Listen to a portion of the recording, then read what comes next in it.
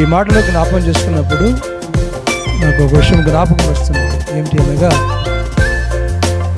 మన చిన్నపిల్లలు ఉన్నారు కదా, వాళ్ళు యేసుప్రభు వారి యొక్క మరణాన్ని గురించి వారు వింటారు. ఆయన పడినటువంటి శ్రమల గురించి వారు వింటారు. తద్వారా రక్షణ పొందడానికి చాలా మంచి సమయం. మరో మాట, ప్రభులో గడపటం అన్నది చాలా ఆనందకరమైనటువంటి జీవితం. యేసు ప్రభు వారు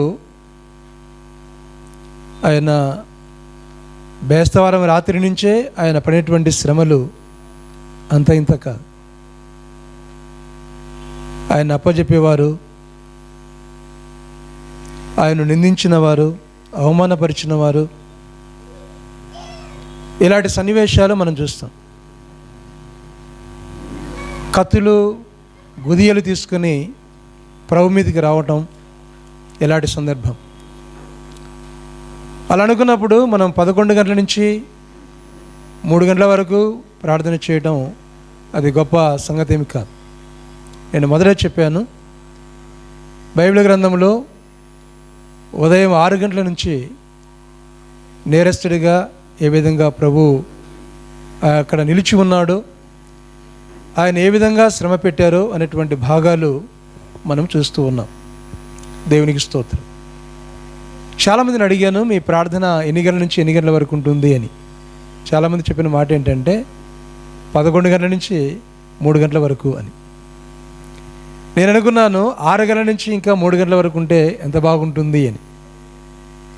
అలా ప్రార్థన చేస్తే చాలా మంచిది. ఇంకా వాక్యం చాలా సందర్భంలో చెప్పవచ్చు.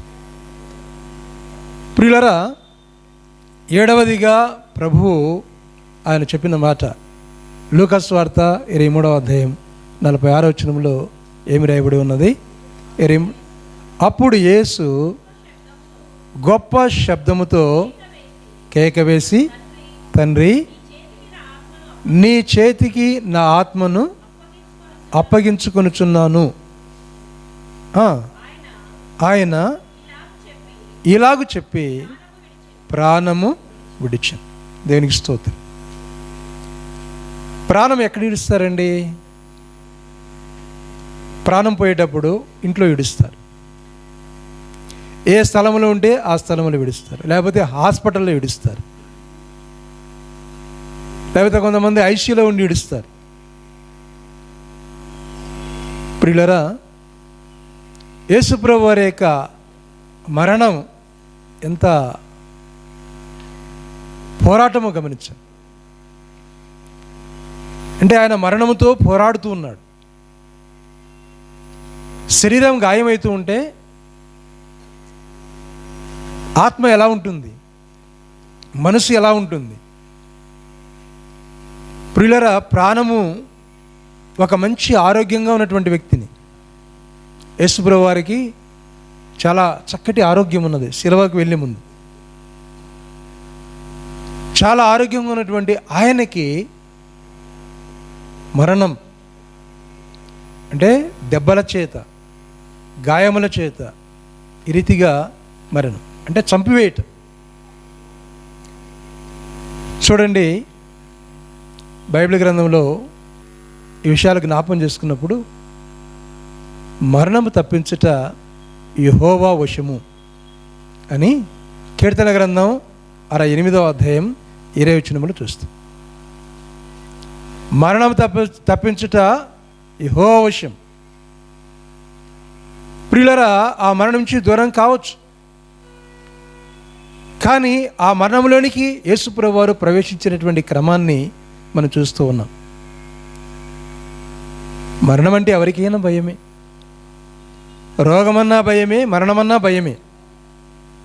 ఇలాంటి పరిస్థితుల్లో ఆయన మరణాన్ని కోరుకోవటం అంటే మరణం ద్వారా పాపికి రక్షణ ఉన్నది అన్న ఆ ప్రేమ కలిగి, ఆ బాధ్యత కలిగి ఏ రీతిగా ప్రభువారు మరణించడానికి సిద్ధంగా ఉన్నాడో జ్ఞాపం చేస్తున్నాడు. 3.5 సంవత్సరం సువార్త ప్రకటించాడు. అది అయిన తర్వాత సిలువకి ఎక్కటం ఇది చాలా అమూల్యమైనటువంటి విషయం. మరణం తప్పించుట యెహోవా వశం.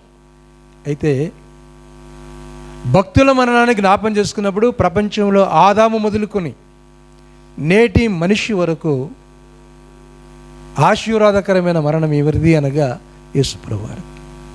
దేవునికి స్తోత్రం, హల్లెలూయా. ఎందుకంటే 116వ కీర్తన 15వ వచనంలో యెహోవా భక్తుల మరణము అనగా దేవుని దృష్టికి విలువైనది. వాటిలో ప్రథమ వ్యక్తి ఎవరనగా యేసు ప్రభువు.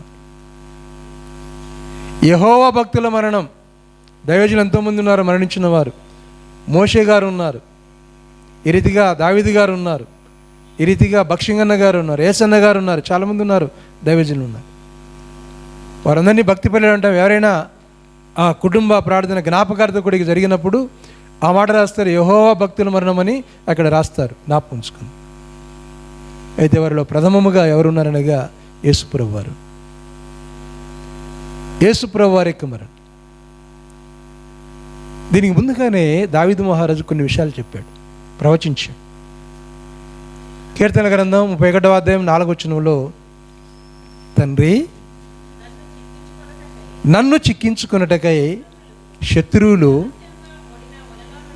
రహస్యముగా ఒడిన వలలో నుండి నన్ను తప్పించుము, నా ఆత్మను నీ చేతికి అప్పగించుచున్నాను. దేవునికి స్తోత్రం. ఎవరంటున్నారండి? దావీదు మహారాజు. శత్రువులు వల ఒడ్డారు, ఇలా ఉన్నది పరిస్థితి. కానీ శత్రువుల వలలో నుండి దావీదు మహారాజు తప్పించుకున్నాడు. దావీదు మహారాజు మంచి వృద్ధాపమందు ఆయన మరణించినట్టుగా బైబిల్ గ్రంథంలో రాయబడింది. కానీ యేసు ప్రభువారి యొక్క మరణం వృద్ధాపమందు కాదే, నిండు యవ్వన వయస్సు, 33.5 సంవత్సరాలు వయస్సు, నిండు యవ్వన వయస్సు, లేకపోతే 33 సంవత్సరాలు, 33.5 అలా చెప్తాం. ఆ వయస్సులో తన దేహాన్ని ఎన్నో కోరికలు, ఎన్నో ఆశలు, వాటన్నింటినీ ఆయన తెగించి వాటిని చంపివేసుకొని, ఒక మానవుడిగా చంపివేసుకొని మానవుల కొరకు, దేశము కొరకు, ప్రపంచము కొరకు ఆయన మరణించటం అన్నది ఎంత అద్భుతమైనటువంటి కార్యం. లోకము కొరకు తన ప్రాణాన్ని అర్పించింది. ఎవరి కొరకండి? లోకము కొరకు. లోకము కొరకు, మనందరి కొరకు ఆయన తన ప్రాణాన్ని ఎలా అర్పించాడో ఆ వాక్య భాగాన్ని మనం ఇందులో చూస్తూ ఉన్నాం. దేవునికి స్తోత్రం. ప్రియులారా, ఆయన గురించి తండ్రి అయిన దేవుడు ఏమని వాగ్దానం చేశాడు? బైబిల్ గ్రంథంలో మత్తయి సువార్త 3వ అధ్యాయం 17వ వచనంలో, ఈయన నా ప్రియ కుమారుడు, ఈయన యందు నేను ఆనందిస్తున్నాను.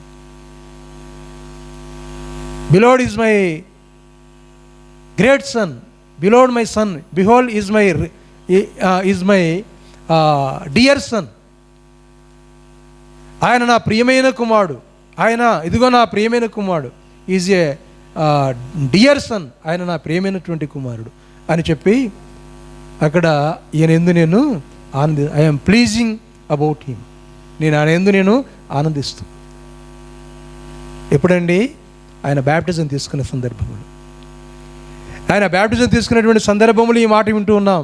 ఆయన బ్యాప్టిజం తీసుకున్న సందర్భంలో ఈ మాట వింటున్నాం, ఈయన నా ప్రియమైన కుమారుడు, ఈయన నా ప్రియమైన కుమారుడు, ఈయన ఎందుకు నేను ఆనందిస్తున్నాను. ఎందుకనగా పరిశుద్ధత కలిగినటువంటి వాడు, భారము కలిగినటువంటి వాడు, పాపము లేనటువంటి వాడు, అందరి కొరకు మరణించేటువంటి వాడు ఈయన యేసు ప్రభువారు. ప్రియ దేవుని బిడ్డలారా, ఆయనకు అధికారం ఉన్నది.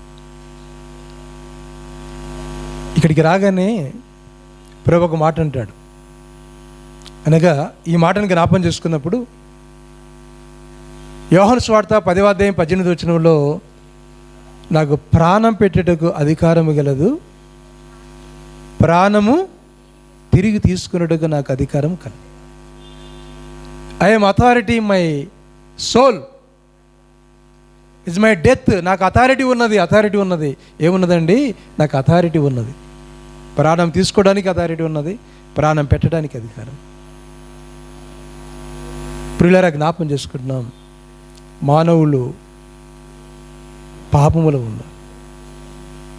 పాపంలో ఉంటూ పాపము అనేది తెలియకుండా ఉన్నారు. ఎలా ఉన్నారనగా పాపములో ఉంటున్నారు. నేను నీతిమంతులను అనుకుంటున్నాను, నేను పరిశుద్ధిని అనుకుంటున్నాను, నేనేం చేశాను అనుకుంటున్నారు. ఎవరైనా మాట్లాడితే నేను పాపినా, భలే మాట్లాడుతున్నావే అని అంట. ఇలా మాట్లాడితే నేను పాపినా, నేను మాట్లాడుతున్నావే అంట. నువ్వు మంచివాడువా, నన్ను మాట్లాడుతున్నావే, నువ్వు మంచివాడా, నన్ను మాట్లాడుతున్నావే అని అంటారు. అంటే ఎవరు కూడా నువ్వు చెడ్డవాడివి అంటే ఎవరు ఒప్పుకోరు. నువ్వు చెడ్డ ఆమెవంటే ఎవరు ఒప్పుకోరు. ఒకవేళ తప్పులు చేసినా నువ్వు చెడ్డవారివి అంటే వారు ఒప్పుకోరు. దానికి వారు అంగీకరించరు, వారు ఒప్పుకోరు. జ్ఞాపకం చేసుకో. ఎందుకనగా మనందరి దగ్గర ఉన్నటువంటి పొర అండి, తెర. గుడ్డితనం మనకు ఉన్నది. ఏమున్నదండి? గుడ్డితనం ఉన్నది మనకు. గుడ్డితనం ఉన్నది, పాపం అనే గుడ్డితనం ఉన్నది. అవ్వ దగ్గర నుంచి, ఆదాము దగ్గర నుంచి ఉన్నది. అందుకే ఒక మాట యెషయా గ్రంథం 25వ అధ్యాయం 7-8 వచనాలు. అక్కడ ఏమి రాయబడినో చూడండి. యెషయా గ్రంథం 25వ అధ్యాయం 7-8 వచనాలు. సమస్త జనముల ముఖములను కప్పుచున్న ముసుకును, సమస్త జనముల ముఖములను కప్పుచున్న ముసుకు ఏంటంటే అంధకారం. సైతానుడు మంచివాడు, నేను మంచివాడిని అనుకోవటం. కానీ అక్కడ ఏమున్నది? నీలో పాపం ఉన్నది. ఏ మతములో ఉన్నా, ఏ కులములో ఉన్నా, ఏ వ్యక్తివైనా పాపం అన్నది నీలో ఉన్నది. కాబట్టి బైబిల్ సెలవిస్తూ ఉంది. ముసుగు అనే మాట చెప్తున్నాడు. ముసుగు అనే మాట, ముసుగు ఉంది కాబట్టి నీకు మరణం ఉంది. ఒక మనుషుని ద్వారా మరణము, ఒక మనుషుని ద్వారా పాపము, పాపం ద్వారా మరణం.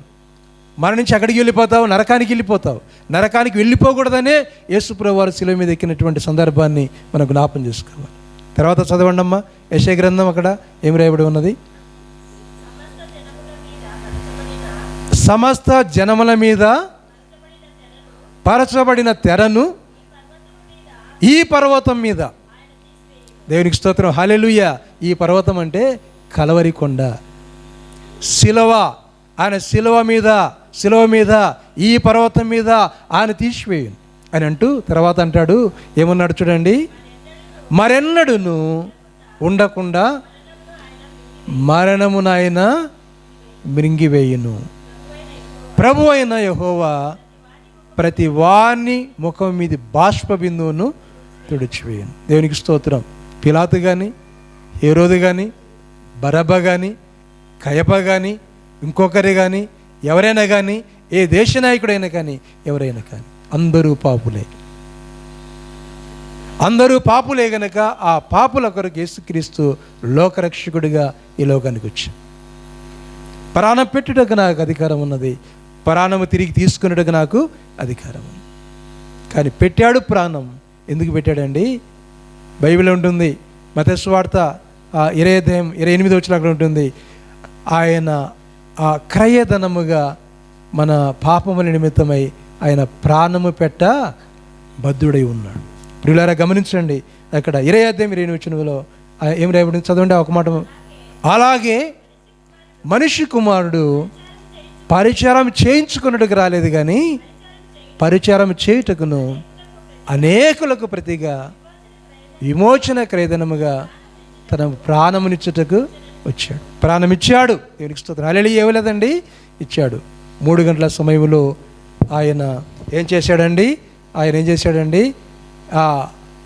నా దేవా నా దేవా అని గొప్ప కేక వేసి గొప్ప శబ్దంతో ఆత్మను అప్పచెప్పుకున్నాడు. ఎవరికి అప్పచెప్పుకున్నాడండి?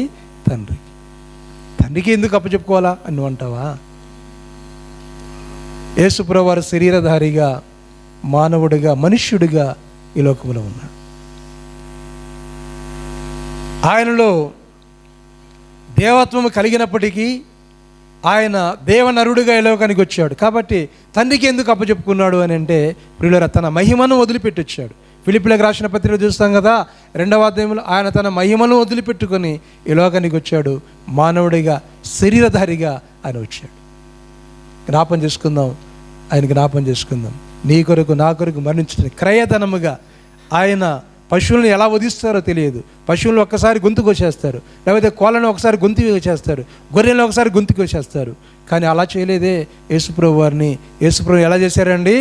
ఆయన ఉదయం 6 గంటల నుండి తర్వాత శ్రమ పెట్టి 6, 7, 8, 9 3 గంటలు శ్రమ పెట్టి, ఆ తర్వాత 9 గంటలకు ఆయన ఆ యొక్క శిలువ మరణం అక్కడ శిలువ ఎక్కించి, ఆ తర్వాత 6 గంటలు ఆ శిలువలో శ్రమపడి 3 గంటల సమయంలో నా దేవుడు నీ దేవుడు మన దేవుడు అయినటువంటి యేసుక్రీస్తు ఆయన మధ్యాహ్నం వేళ ఆయన విలపించి తన ప్రాణాన్ని తండ్రికి అప్పచెప్పుకొని ప్రాణము విడిచి.